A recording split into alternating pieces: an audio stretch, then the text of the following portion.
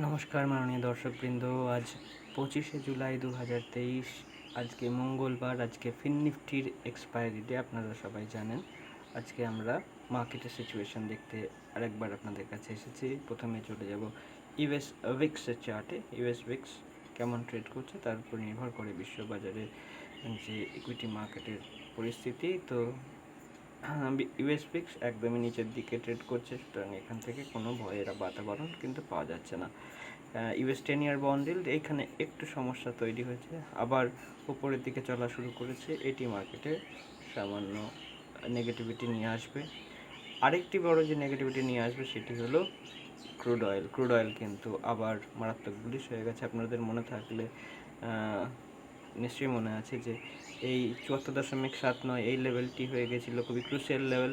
এর উপরে market trade করা মানে মার্কেটের উপরের দিকে যাওয়া, এবং ক্রুড অয়েল উপরের দিকে যাওয়া মানে বেশিরভাগ আইটেমের দাম বৃদ্ধি পাওয়া এবং ইকুইটি মার্কেটে প্রেশার ক্রিয়েট হওয়া। তো ইউএস অয়েল, ক্রুড অয়েলের প্রেশার, এর ফলে দেখুন ন্যাসডাকের চার্টে প্রেশার রয়েছে, উপরের দিকে যেতে পারছে না, দাঁড়িয়ে রয়েছে এক জায়গায়। S&P 500 মোটামুটি কনসলিডেট করছে। ইউকের মার্কেট বুলিশ রয়েছে, টার্গেট 7695 7695, তার কাছাকাছি ট্রেড করছে। ডাউ জোন্স কিন্তু এসবের তোয়াক্কা নেই, ডাউ জোন্স উপরের দিকে চলে যাচ্ছে। অর্থাৎ মোটামুটি ইকুইটি মার্কেটে সেই অর্থে প্রেশার কিন্তু ক্রিয়েট করতে পারেনি ক্রুড অয়েল। ইন্ডিয়া উইক্স উপরের দিকেই আপাতত প্রবণতা দেখাচ্ছে যাওয়ার।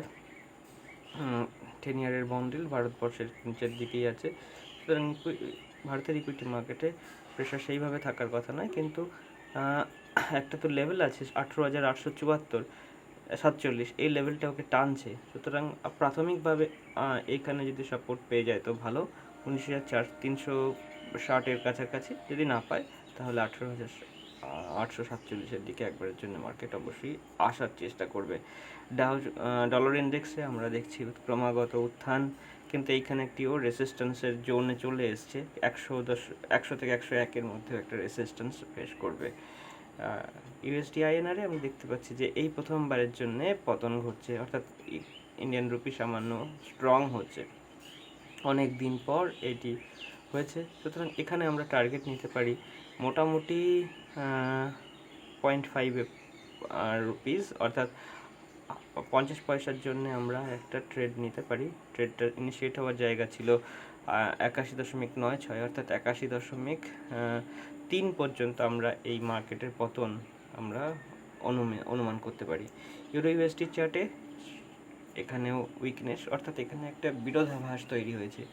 যখন ডলার ইন্ডেক্সের উপরে যাচ্ছে সেখানে ইউএসডি আইএনআর নিচে যাচ্ছে এবং ইউরো ইউএসডিও নিচে যাচ্ছে। এটি একটি অদ্ভুত পরিস্থিতি, এরকম সাধারণত দেখা যায় না।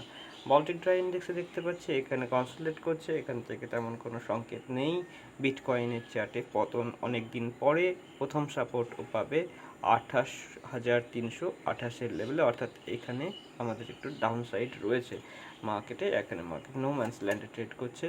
এরপরে আমরা দেখতে পাচ্ছি ইথেরিয়ামেও একই রকম পরিস্থিতি। গোল্ডের চার্টে সামান্য পতন এবং 1951 এই রকম লেভেলে গোল্ড অ্যাকুমুলেট করার জোন, সেখানেই চলে এসেছে। এরপরে চলে যাবো ব্যাংক নিফটি সামান্য পতন দেখাচ্ছে এবং একটু কুল অফ হওয়া খুব দরকার। আপাতত এই লেভেলে অন্তত একবারের জন্য আসতে পারে, সেই লেভেলটি হলো 35,310। এরপরে নিফটির চার্ট, যার আজকে এক্সপায়ারি রয়েছে, এখানে সামান্য উইকনেস, কিন্তু এই উইকনেস বিশেষ কিছু উইকনেস নয়।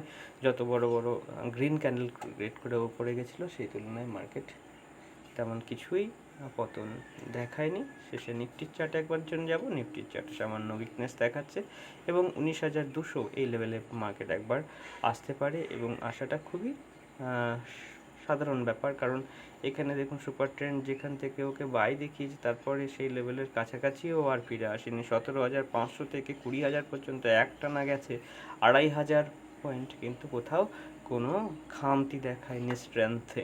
সুতরাং এই মার্কেটে বুলিশ রয়েছে, কিন্তু একটু ডিপ আসলে আমরা অ্যাকুমুলেট করতে পারবো। অ্যাকুমুলেশন জন্য 19,200-র কাছাকাছি, 200 থেকে 250। তো আজকের জন্য এইটুকুই থাকলো অ্যানালিসিস। আপনাদের সঙ্গে দেখা হচ্ছে পরবর্তী সময়ে। সাবধানে ট্রেড করবেন আর আপনাদের দিন শুভ হোক এই কামনা রইল। ধন্যবাদ।